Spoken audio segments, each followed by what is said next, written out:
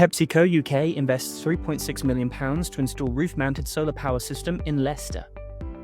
Like, comment and subscribe to get all the latest from our videos.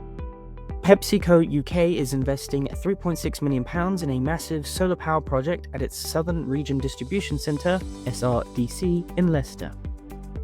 The Leicester facility is a vital part of the UK network, employing 240 people and distributing goods from 6 different factories nationwide.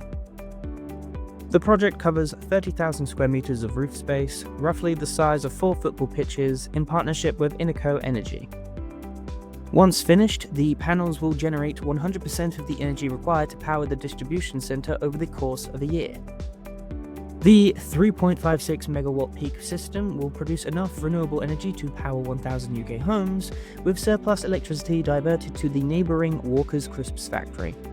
This project builds on recent sustainability upgrades in Coventry and Brigg, which have already cut PepsiCo's annual emissions by 2,400 tonnes.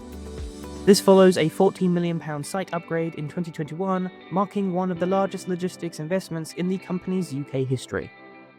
Construction is currently underway, with the full solar installation expected to be completed by September 2026. Andy Smethurst, UK Warehousing and Logistics Director at PepsiCo, said, "Leicester is already home to one of the world's largest crisp factories, and now we're delivering one of the most complex solar power systems right here in the East Midlands." Climate Minister Katie White said, "It's a great example of how businesses in Britain can cut emissions, lower bills, and strengthen our energy security." Angus Rose, Director at Energy, said, "Once operational, it will be one of the largest rooftop systems of its kind in the UK food manufacturing sector, generating the same amount of electricity that the SRDC uses in a full year." To learn more, read the full article in our ESG category.